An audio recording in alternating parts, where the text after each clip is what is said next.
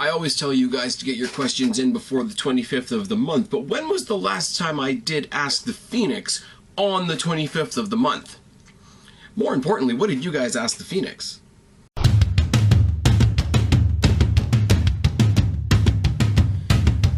What's going on, everybody? It's your buddy, it's your pal Spaz Phoenix, the YWC Reality Check, here with your August edition of Ask the Phoenix. To anybody watching for the first time, here's the deal, as I'm sure you can figure out because it's not all that unique. I got a Q&A. I do it every month. You see a Q&A, you want your questions to be in the next Q&A, you put them down in the question box below. I used to say unlimited questions, but then people took me up on that and literally gave me 100 questions. So the limit is now 10 questions per person. They can be about anything, wrestling or not. Just be aware that if the topic skews from wrestling, you might get into something that I don't know about. Like, I don't know, if you ask me a question about Sons of Anarchy, I'm going to skip the question because I don't watch the show. That type of thing. But as I say, please throw your questions down in the box below. Limit of 10. I know there's a lot of people that watch the Q&A and don't participate. That's cool. If you're just tuning in to listen, that's great. And always encourage you, don't be shy if you want to jump in and join the fun. The handful of new subscribers I've got over the past week, especially reaching out to you guys. Welcome to the party, so to speak, and please feel free to add your questions to the Q&A if you wish. Jumping into it, I've got 3 questions from Cow, who says, how long have you been watching wrestling? And it's a cop-out answer, but I don't remember when I started. I don't... It's not literally like, oh my god, I've been watching since I was born, but I don't remember a time where I wasn't a wrestling fan. I remember that I watched it, you know, Saturday morning when it was that era, and then I kind of fell off, and then I came back sort of in the beginnings of the Monday Night Raw type of deal. I know there was a big gap in the middle, because when I was a kid, it was just something that was on, not anything that I was, you know, analyzing like we do here now in the community, but I don't remember, honestly, and I don't have an answer for you on that one. What was the first match you remember seeing? Again, it's one of those things, but I do remember seeing, when I discovered Monday Night Raw, this I do remember. I don't remember who the opponent was, but there was a family function at my house, and I got to the point where all the little kids were doing the little kid thing, all the adults were doing the adult thing, and I sort of went to my room for a bit to kick back and chill, channel surfing, saw what looked like wrestling, but saw this bizarre looking dude that I didn't realize who it was at the time, and it was a street fight in Roddy Raw. Like I say, I don't remember who the opponent was, but that was my first introduction to the character of Goldust, and almost instantly, it's like, I remember I used to watch this on Saturday morning, and I didn't see anything like that on Saturday morning, so I started watching Monday Night Raw, and it sort of went from there, and it sort of peaked and valleyed until Monday Night Raw became what it is now. We got the Attitude Era and all that sort of thing. What was your favorite wrestler when you first got into wrestling? The first favorite wrestler that I can remember having, if that makes sense, if I think back over all the different favorite wrestlers I've had, you guys know I like CM Punk, I like The Miz, I like Jeff Hardy. I'm probably the biggest Jeff Hardy mark you will ever meet, but the first favorite I remember having was Shawn Michaels, and I didn't know why at the time. It was just, this guy's got it.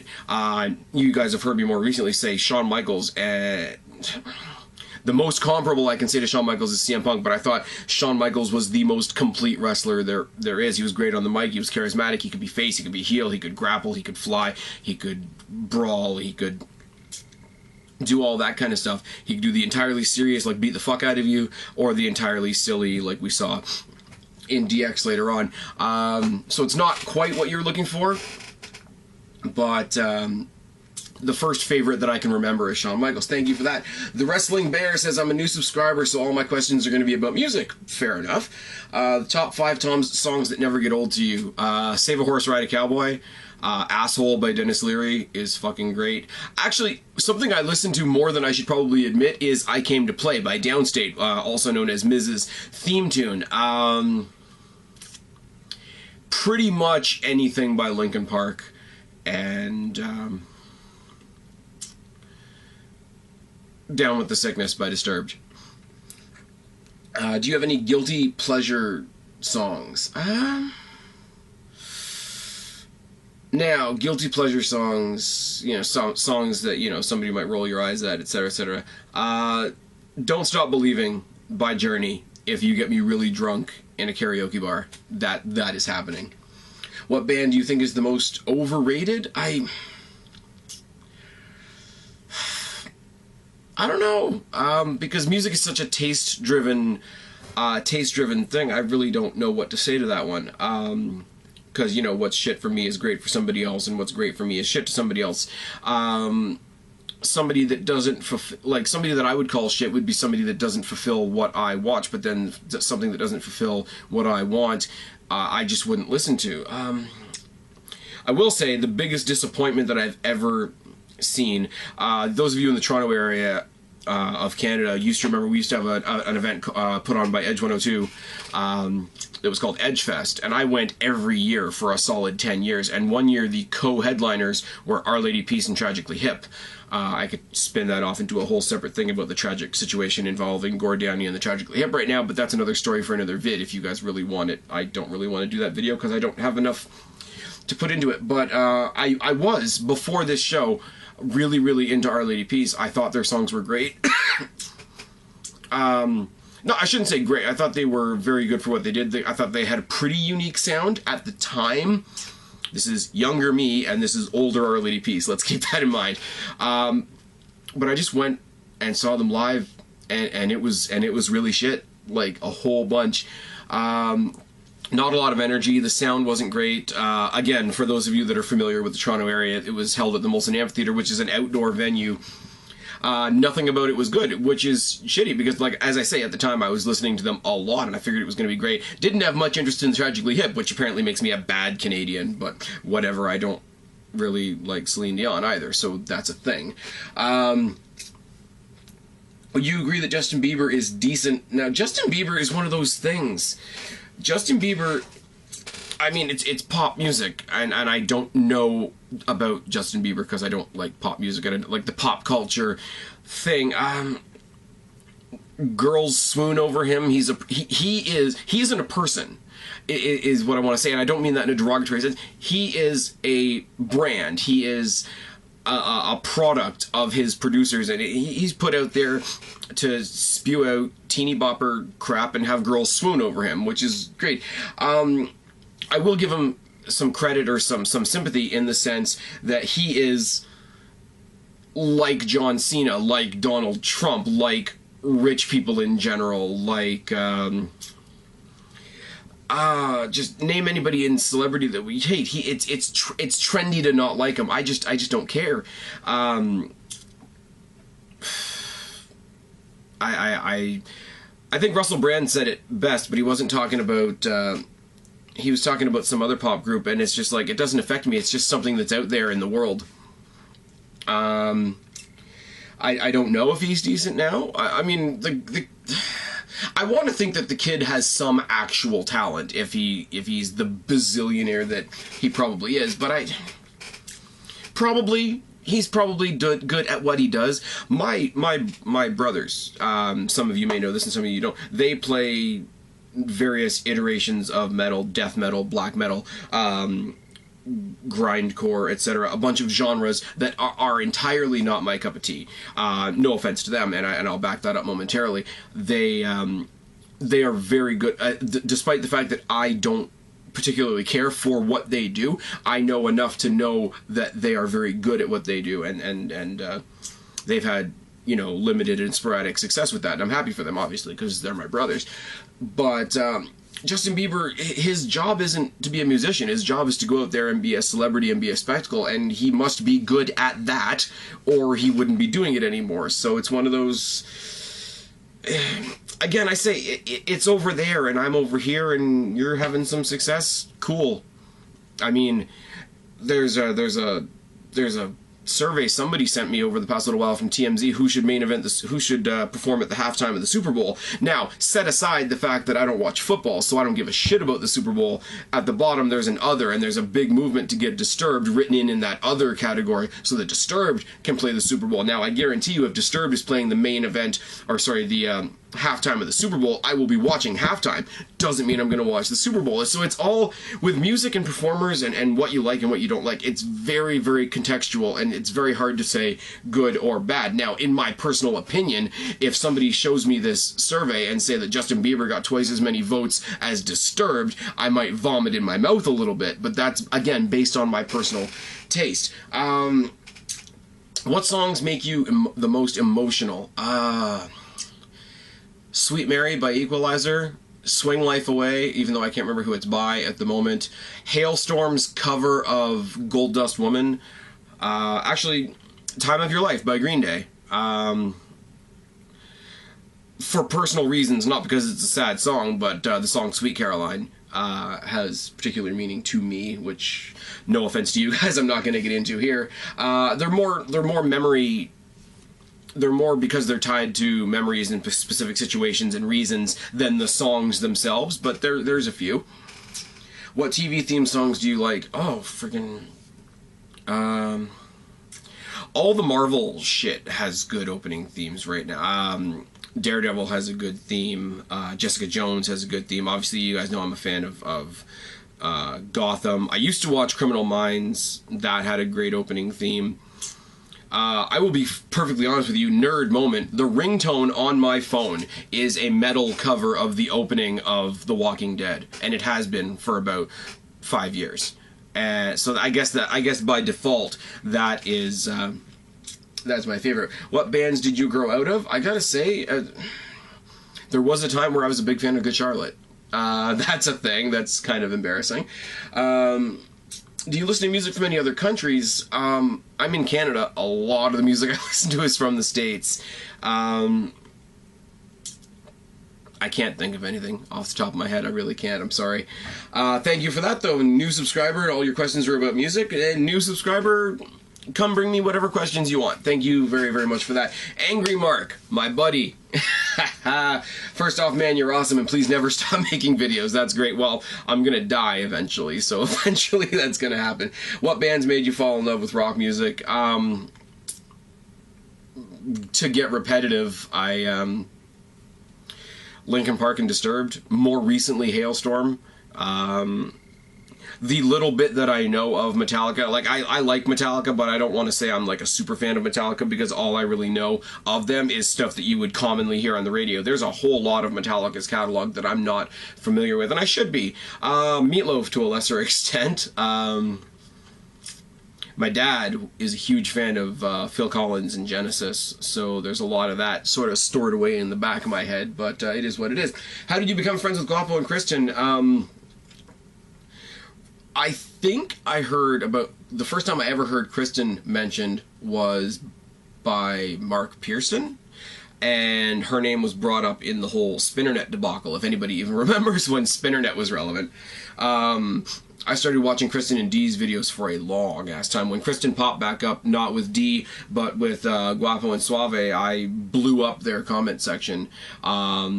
They started acknowledging me as one of the commenters in their videos. I eventually ended up with them on Facebook, and when I started doing the Tackle series that you guys see me do every month, originally with OKFabe, actually, and then when we did the big panel for WrestleMania that year, I threw it out to these guys, hey guys, come join the fun type thing. Everybody else kind of fell away. Suave fell away. Heel Steven was here for a cup of coffee. OKFabe has a lot on his plate right now, so the Tackle panel came down to being just myself and Guapo and Kristen. I've never met them, if that's part of your question. I'd like to. We've discussed this before. They have an open invitation to come up to Canada and chill with me anytime. Just really cool people, and they're really cool with the whole, hey guys, this is what I'm doing, do you want to come along for the ride? And vice versa. If you saw the recap series over on Kristen's channel, by the way, go subscribe, Black Cat Feline, youtube.com/c/Black Cat Feline, where she was doing movie reviews with somebody, and she was doing the recap thing with Guapo and Suave, and I had the privilege of joining her for that, doing a couple. We've done a movie recap on Jurassic World. We did a movie recap just recently on Suicide Squad over SummerSlam weekend that I really encourage you guys to go check out, as well as a wrestle recap for NXT TakeOver Brooklyn. We were originally going to do a drunk review of SummerSlam, but Kristen was not available, and I didn't know whether Guapa was available or not, and SummerSlam was what it was, so I said fuck it. But just over time, messages, and eventually we ended up working together, and they're two pretty cool people. They're two of the best people you will meet in this community, I can guarantee you that. Do you see Finn Balor getting a Roman Reigns type heat if he continues to get a strong push? Well, he's going to be off for 6 months to a year or whatever they said, so he's going to get a pop when he comes back, so it'll be a while before Finn Balor gets any kind of heat. I think because people already love Finn Balor so much, the heat will be on WWE if they do something wrong with him, and it won't be on him, because wrestling fans are fickle like that. What decade of music was your favorite? Man, there's good shit from everywhere. I know... Again, I know that sounds like such a cop-out answer, but there really is. There's good shit from the 80s, there's good shit from the 70s, there's good shit from the 90s, there's good shit now. It's the same as when I used to listen to bands. I used to take that exact same theory with bands. I used to say, when people ask me what bands I like, I never gave them an answer. I said, I like things on a song-by-song basis. The prime example of that is Nickelback. Nickelback is a band that I can cut basically clean in half, because there are some songs by Nickelback that I love and I could listen to over and over again. And there's some songs that I wish they had never written. And that's a fact. There's songs of theirs that will make me turn the radio up, and there's songs of theirs that will make the radio turn off. And I think it's the same thing with years. Every decade gave us good music in some way, shape, or form. People liked Elvis. People liked Michael Jackson before it was not cool to say that. People liked Prince. People liked Metallica. People like my dad liked Phil Collins. My mom really liked Rod Stewart. My brothers are into their death metal and whatever, which is funny because they're the ones that got me into Disturbed and Linkin Park. My younger brothers actually got me into Linkin Park and Disturbed before they found their heavier tastes, and it's a good thing. Little backstory: my middle brother and I used to grab 2 microphones in the basement, and we used to just basically yell Linkin Park songs and lyrics and whatnot in the basement. It's all in good fun, but that's a thing. The whole decades thing, it's like wrestling. You take a look at any year in wrestling, there's good wrestlers and bad wrestlers. My phone is doing a thing, so we're going to fix that right now. Okay, hold on, guys. Super professional, as always. There we go. And that can fuck off. What gimmick would you give Naomi, and how would you book her? If you have to keep her in the company...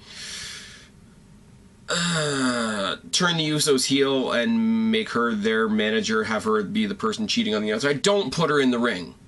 Just fucking don't. People are on a tear right now about how dangerous Seth Rollins is, which is fucking bullshit. Bret Hart, my fellow countryman, can go fuck himself. Naomi's gonna kill somebody. So far, which brand are you enjoying more, Raw or SmackDown? Raw came out really strong the first week, and SmackDown stumbled. Since then, it has been a very quick reversal. You guys saw my videos this week. You guys know me. I try to be the positive guy. I actually am the positive guy to the point where I get shit on by this community. But I had to do a rant on this week's Raw, because this week's Raw was shit, coming off of a shit SummerSlam.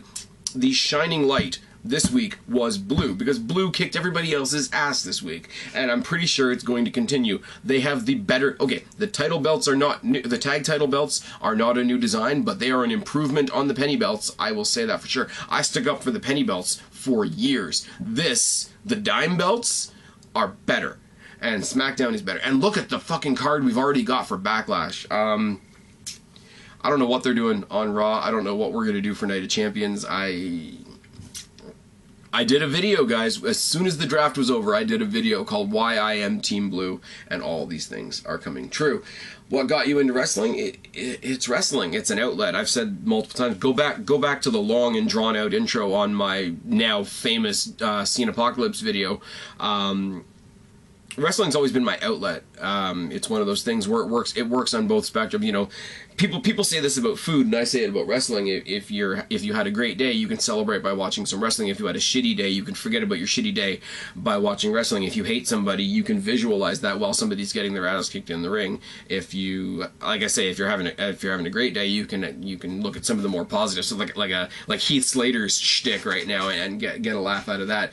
It's such an outlet, and it's such a detachment for me from everything else. In here, in this wrestling universe, I can get incredibly irate and furious about the over-pushing of John Cena. As soon as I turn that TV off and I turn that camera off, it's nothing. It's this in the world. But once I get into that world for a second, the hatred that I have for John Cena is huge. In the context, you hop into that context, you hop out of your real life for a second, and I think not only is wrestling really good at that, but you take any other sport, any other show, any other movie, any other whatever, nothing else gives you that year-round. I will say some of the best shows that I watch right now, like I said, Daredevil, Jessica Jones, Gotham, Walking Dead, Ink Master, How to Get Away with Murder. Yes, I still watch Grey's Anatomy. They take long ass break. None of my other shows are on TV right now. None of the other shows that I watch are on right now. They're all on break. They're all coming back in September, October, around those times, right? So all I have right now TV-wise is wrestling, but those shows take massive breaks. They give you six or 8 weeks of product, and they go away again. Wrestling is consistent. Even if it's not always good, wrestling is always there. And I think as an outlet, if you're going to choose something as an outlet, choose something that's always there. I think that's an element that gets overlooked a lot when people are shitting on the product and shitting on the genre in general. Yeah, it's an outlet, long story short. Which wrestler do you think would be really good right now if they just had a change of gimmick? You guys know I have preached the word of Breezango since they became a tag team. They could stay with the gimmicks they have right now and still be an awesome team. They showed that on SmackDown against American Alpha. Match of the week. Match of the week, and I dare you to tell me otherwise. But if they sort of tone down the sort of the pomp and circumstance, the dancer gimmick, whatever, Fandango is really one of those ones. Everybody else that's come up from NXT, maybe they've tweaked the character a little bit. You know, Neville, they kind of made into a little bit of a superhero. Ascension, they tried a little too hard with. Finn Balor, they went demon a little too soon, but they kept them who they were. Making Johnny Curtis into Fandango was a huge fucking mistake. It's the same as when they took Brodus Clay and turned him into the Funkasaurus. I think they learned from the rejection of Fandango that they need to keep these people. If you're depending on the following of NXT, then you need to keep them what they were in NXT. If they bring Bobby Roode up to the main roster in a year or so, it'll be shit. If they bring him up to the new roster and try to make him something else, it'd be cool. If you bring Bobby Roode up to the main roster tomorrow and let him be Bobby Roode, let him walk up to Triple H, punch Triple H in the face, give me Bobby Roode, Triple H at WrestleMania tomorrow, based on the Bobby Roode you have right now. Just don't fuck with it. If it was Johnny Curtis and Tyler Breeze, not only would the contrasting characters be great, but I think people would have that character that they already grew to love in NXT. Super creepy ass fucking douchebag Johnny Curtis from NXT was fucking gold. I mean, was it exactly PC? No. Would it have survived on the main roster after all the critics were done with it? Probably not. But turning him into Fandango, making him a ballroom dancer, and giving him an unbelievable win against Jericho at WrestleMania might not have been the best move in the long run. You put these guys together, they have instant chemistry in the ring, they work well as a team. I think the only thing keeping people from admitting that they are as good as they are is the gimmick with the like I say, with the fun fur and the selfie stick and the dance moves and all that. They need to get better music, better than just like the two smashed up entrances. But Breezango is the thing. The Zohan says NXT is coming to Australia and I'm super hyped. Which current NXT superstar would be the best performer to see live? Well, being that all my other answers have already moved up to Raw and or SmackDown, I gotta go with Shinsuke Nakamura, Ember Moon, who we just saw debut, Asuka, and then the guys from TNA, Joe, Aries, and Rude. Belated thoughts on the design of the Universal title, if you need what you change about the design. I hope to be doing a topical video with Guapo and Kristen tomorrow where I'm going to cover that in detail. What would I change about the design? I would have given it a different design, but I wouldn't have made it a copy of the world title. I think basically anything else would have been a better idea than that. Even if you wanted to go with the red isn't really my problem. And I mean, this is going to sound contradictory because I'm totally okay with the SmackDown tag titles, but they should have done something different. They could have put it on a red belt. I would have been fine with that. But I think one of the main things about that is so many people got so many other... If you watch Twitter, watch Facebook, watch Instagram, you saw so many people come up with so many other better ideas, either drawing them, photoshopping them, or making them in a custom belt on 2K16 than what we actually got. Should Brock Lesnar have lost the match to Randy Orton at SummerSlam due to his potential doping violations in the lead-up as well as prior to UFC 200 as a punishment instead of a 30, 60, or 90-day suspension? It's a sticky one because you can suspend Brock Lesnar for 30, 60, or 90 days, but what's to say we wouldn't have seen him in that time anyway? Brock Lesnar would laugh. He'd go back to his farm in Canada and, I don't know, fuck sheep or whatever the hell he does in his spare time. I shouldn't have said that. That was rude. But at the same time, this is the guy that beat The Undertaker's streak. You got to be very careful letting anybody beat him. I wish they could have done it where the match ended in a no contest. They went the extra mile of saying that Lesnar won by TKO. That they could have just said this match is ending due to ref stoppage and not gone on to say that your winner is Brock Lesnar. There many points regarding the Brock Lesnar scenario and whether he should have lost as punishment. I've been watching a lot of JD from NY206. I suggest you guys do the same. He's got a lot of great content on there.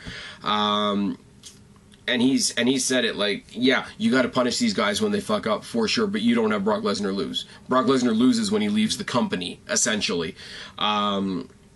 He carries Undertaker's streak on his shoulders, so it's very, very sticky now because fans hate that so much. It's very sticky now what you do with that. So I don't have a they should have done this answer. I thought they should have fined him up the ass. I thought they should have, last minute changed who the cover person was on the game and all the royalties that would have come with that. Hit him in the wallet, because Brock Lesnar has already said he doesn't really give a shit as long as he's getting paid. Hit him in the wallet, for sure. Get some legal expert there to say, in the public eye, this scandal could cost our company X amount of dollars in... sorry, my nose is itchy, guys. Sorry about that. Your potential scandal has cost our company this much in public opinion or whatever. Put a cash number on it, a couple $100,000 or $1 million, whatever the fuck would hurt Brock Lesnar. I'm pretty sure he's pretty financially stable. Anyways, I don't have an answer for that one. I'm not in their shoes. I wouldn't want to be in WWE's shoes right now. If he hadn't beaten the Undertaker streak, then yeah, suspend him, fire him, cut ties, do whatever you want to do. But because he has the streak, it gets really sticky. Gary Monahan, sorry, thank you for those, Zohan. I almost didn't say thank you there. Gary Monahan says, here's my questions for your kick-ass Q&A. Question 1, do you think they should have female commentators for the women's matches?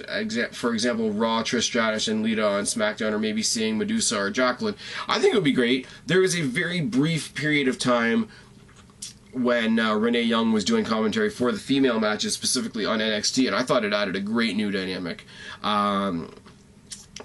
remember a while ago when Jacqueline couldn't wrestle, they made her the referee for the Cruiserweight division back in the day. I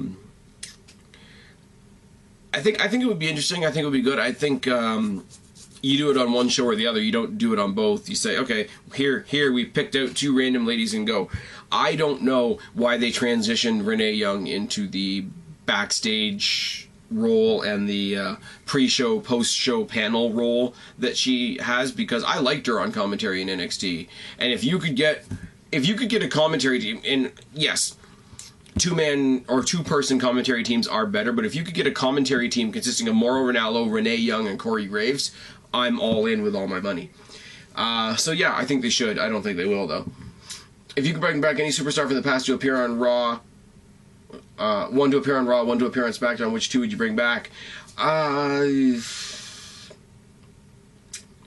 Bring back Shawn Michaels for Raw, bring back CM Punk for SmackDown.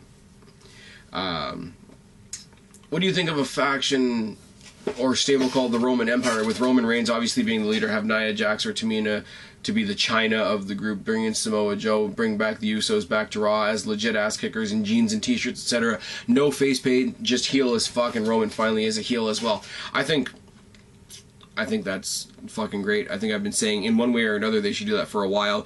I think you keep it a family thing, like with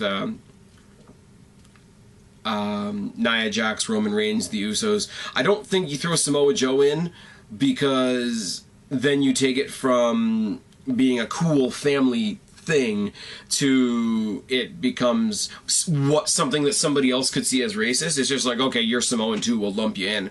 I think if you keep it to that family dynamic, you get almost a Samoan Heart Foundation kind of vibe. I think that could be cool. I think as an enforcer character in the background, Nia Jax could have a role, rather than seeing her in the ring, because nobody really needs to see that. I think it could be really, really decent. I think if you turn up the intensity on Roman Reigns like we saw at SummerSlam, one of the cool things to come out of SummerSlam, that beatdown on Rusev, and direct the Usos character more in a Roman Reigns direction, yeah, I think it could work. I think it would be good. Have The Rock in there either as the as sort of like the J.J. Dillon like mentor character, or as the disappointed family member that comes in and says, "Oh, what the hell, guys? What are y'all doing?" And then they all beat down The Rock and rah. I heard you say you were going to Survivor Series this year. First of all, have a great time. Thank you. Second of all, what match do you really want to see, or what do I hope will happen? I hope this story with Dean Ambrose and AJ Styles pushes out to Survivor Series, or we get a triple threat. I hope Ziggler is not in the main title picture, but if they bump him down to a mid-card title, you guys know I'm a huge fan of The Miz versus Ziggler, and we always seem to see them in passing, but we never, I don't think, have had a decent long-running feud between the two of them. And if you see Ziggler versus Miz for the Intercontinental Championship, that could be good. I mean, there's always the chance you do like a cross-promotional, like Shield versus the Club type of deal there. There's a lot that they could do. I hope Becky Lynch is the champion by then. Oh, there we go. Give me the match I want on a main event stage. Give me Becky Lynch versus Alexa Bliss or Nikki Bella. Why is my camera out of focus? Let's not do that. There we go.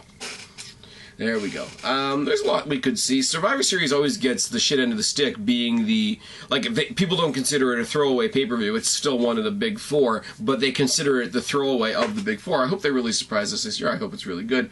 Wyatt and Orton seem like they're going into a feud. That could be a thing. The match we got last week on SmackDown, American Alpha versus Breezango, with a little bit more build behind it.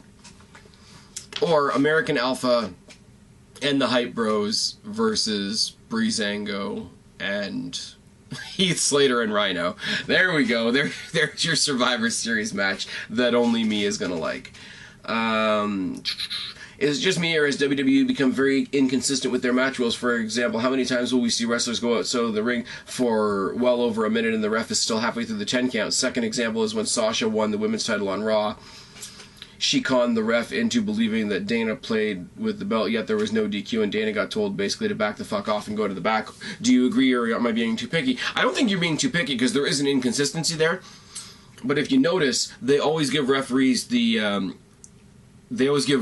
credit in that moment. Because if they are out there for longer than a 10 count, the commentators always make a point of saying, you know, big props to Jimmy Corderas or whoever the referee is. He knows how important this match is. He's thrown out the 10 count. Because at the end of the day, other than a pin or a submission, they do remind you subtly, if you listen to commentary, that everything else is sort of at the referee's discretion. The 10 count is at the referee's discretion. The rope break and all this sort of thing is at the referee's discretion. So when they go out of the ring, and it suits the story, obviously, they they don't do the 10 count and whatever, or they do the little save of one guy quickly rolls in, quickly rolls out, and it breaks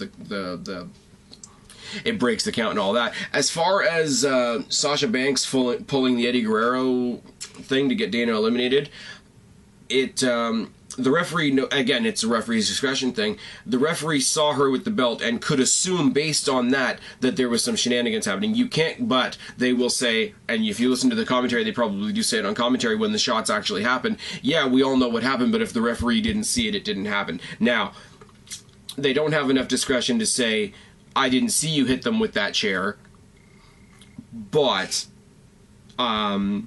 I can assume that you were going to get involved, or I can assume you were going to pull some shenanigans, so it is within my discretion to throw you out. I can't disqualify your mentor because I didn't see you do it, but I think you did it, and I will use my discretion to remove you instead.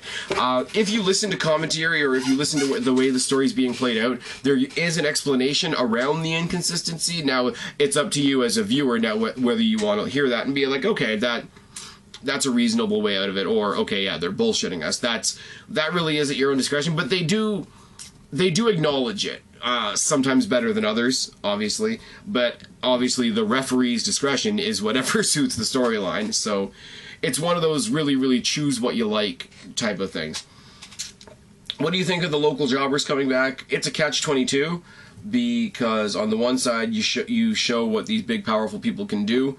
On the other side, we have no attachment to the jobbers whatsoever, so we don't care at the end of the day. If I beat up another human being the same size as me, that's comparable. That's context. That's a whole bunch of things. If I squash a bug, yes, I've defeated this other being, but who cares? Other than maybe like some environmentalists that are going to tell me that by killing that bug, we're all going to bring in 7 years of winter, or some other bullshit like that. They'll pull it.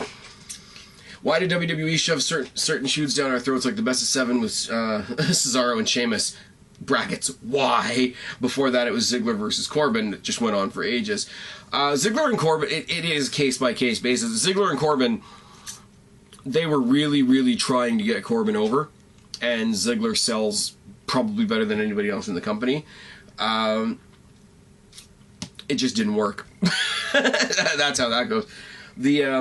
The best of 7 series with Cesaro and Sheamus is kind of a funny thing, because we comment all the time about, oh my god, we've already seen this match, we've already seen this match. If they call it a best of 7, then they can look back at the, oh my god, we've seen this already, oh my god, we've seen this already, and say, haha guys, but you can't complain about this, we did that on purpose, it's going this way.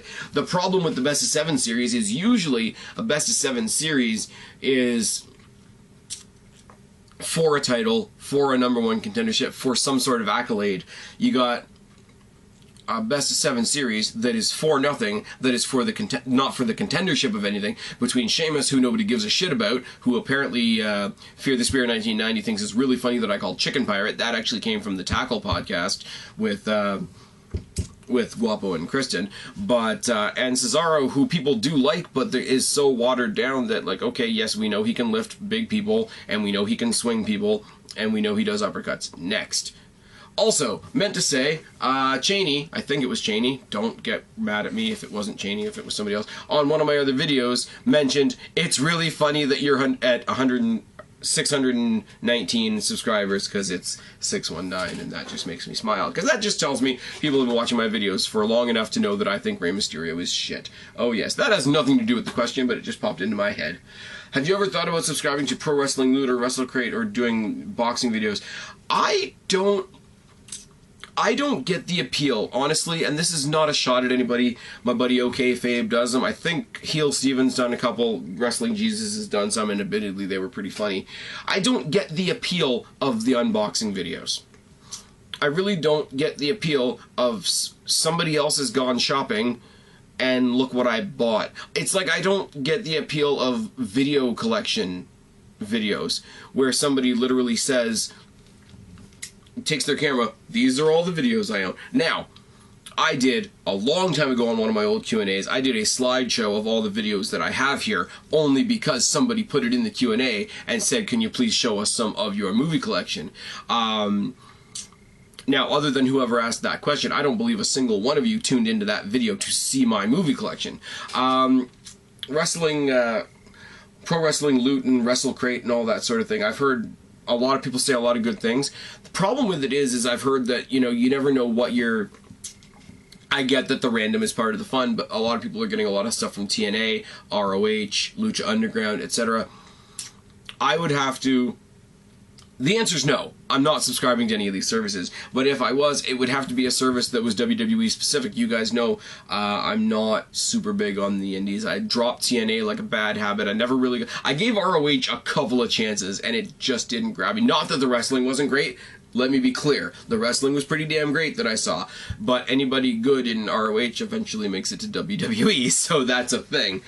See Tyler Black, etc.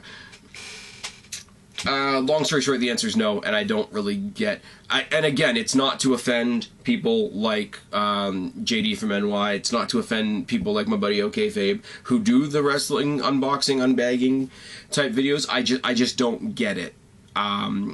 And that's as honest as I can be. If WWE was to decide to put Bubba Ray in a solo route and create a version of Bully Ray, would you like to see him feud with? What should they do with Devon if the split happens?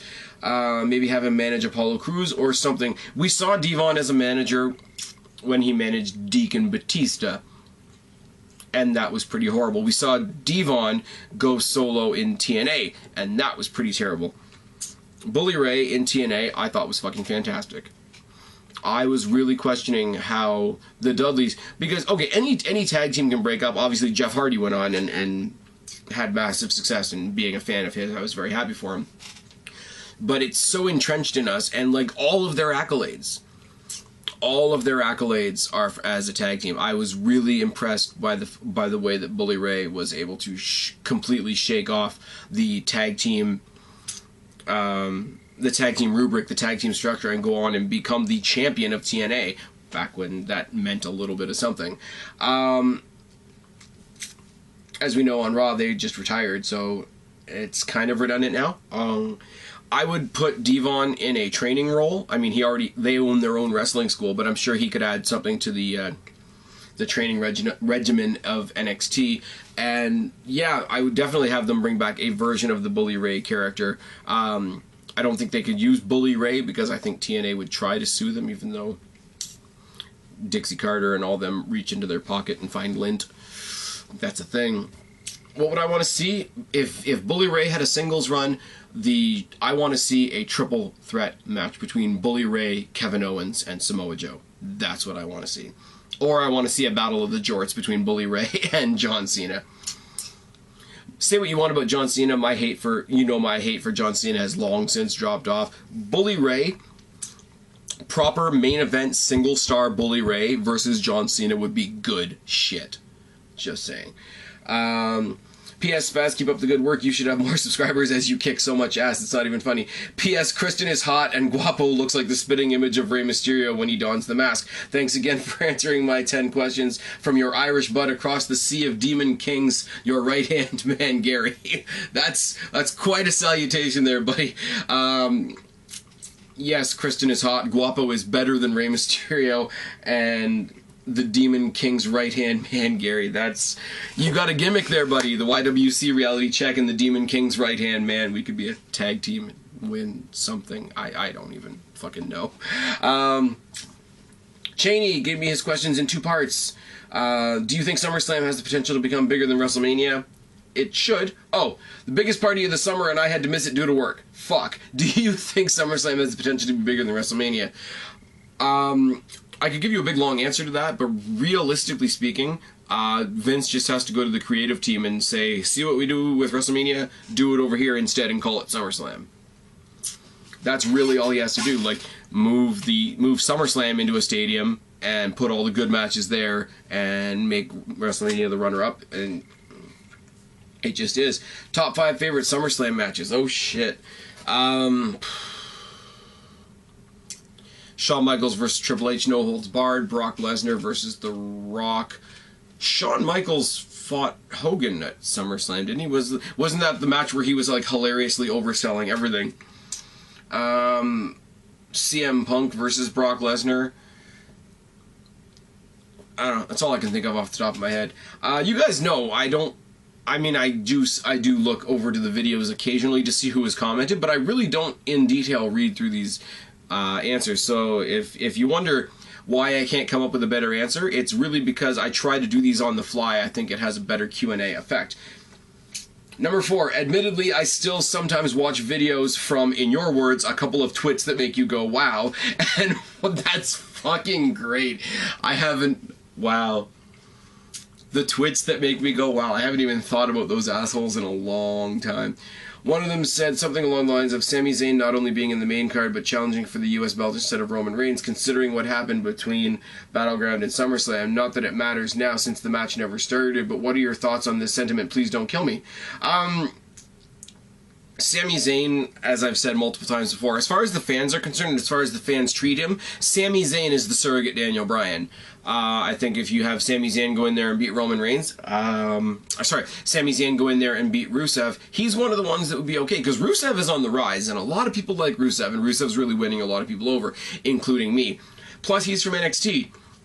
And that's most people's mentality for most things. People seem to conveniently forget that Roman Reigns is also from NXT.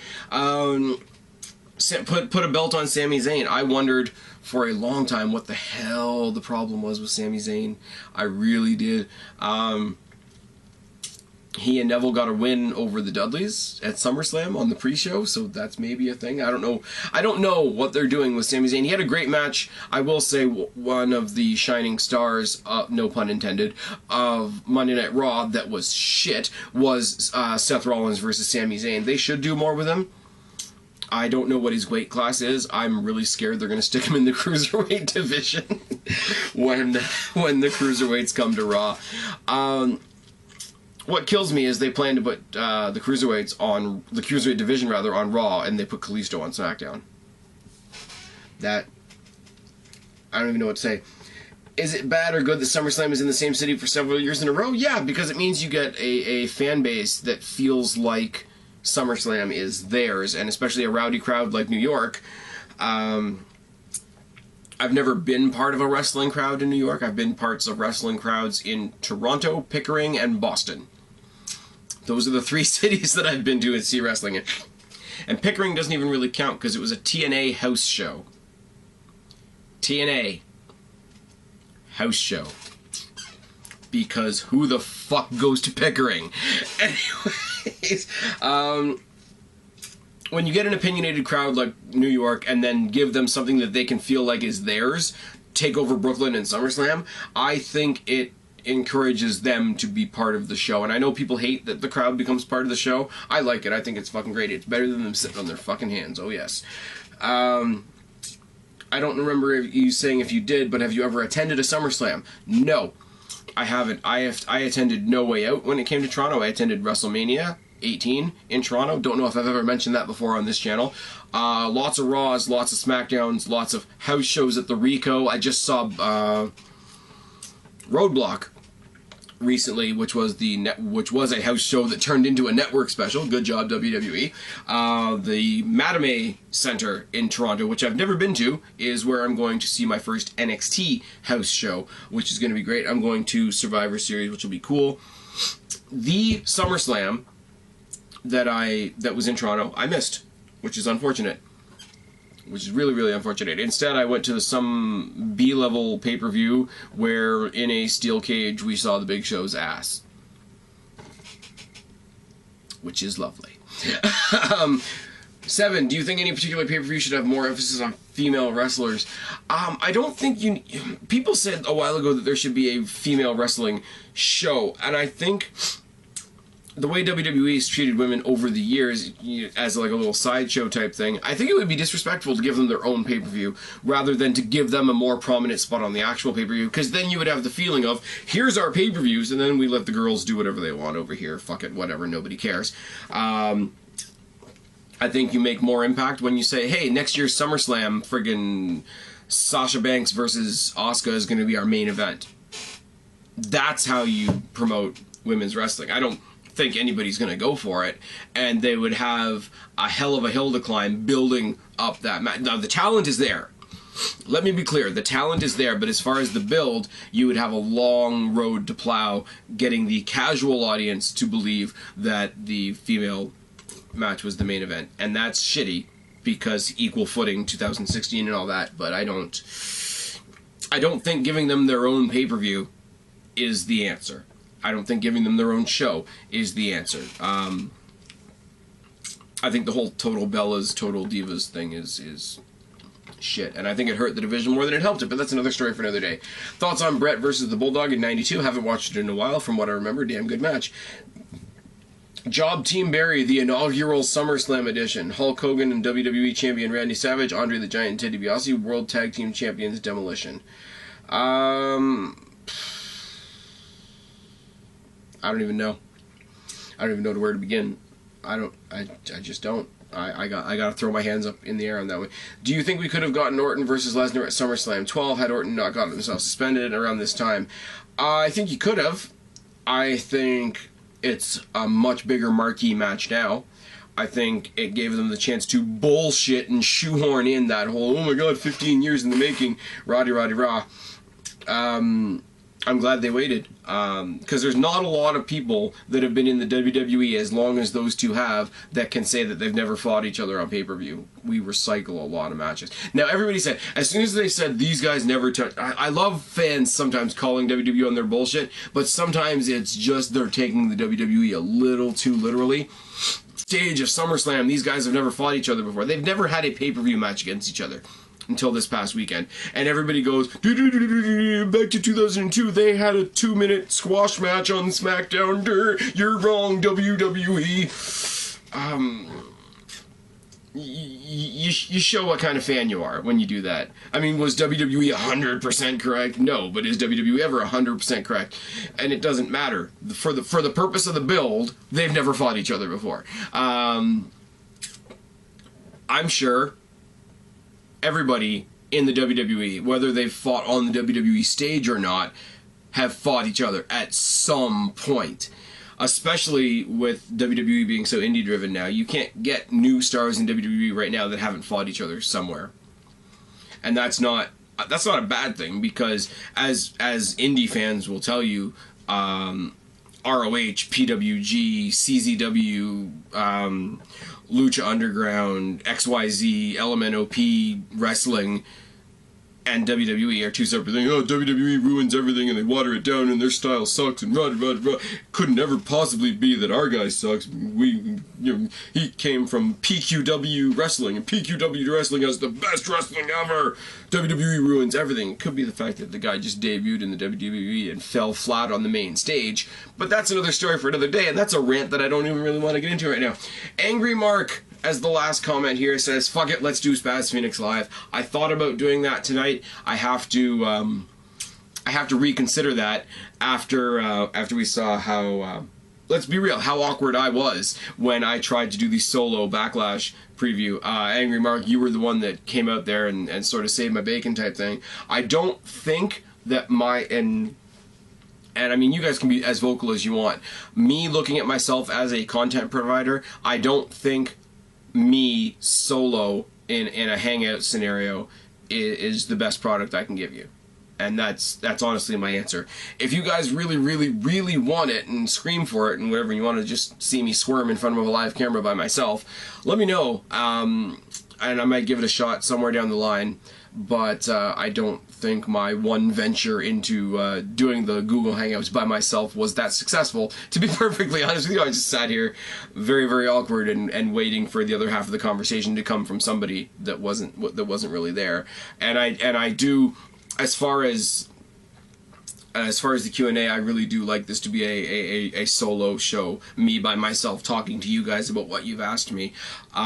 I don't think it's necessarily something that I would want to be co-hosted, if that makes sense. So I don't want it to be co-hosted, but I don't want to do a Google Hangout by myself, so that translates into I do it in this format, and I feel a little bit more comfortable, and I can just sort of shoot the shit with you guys in this format.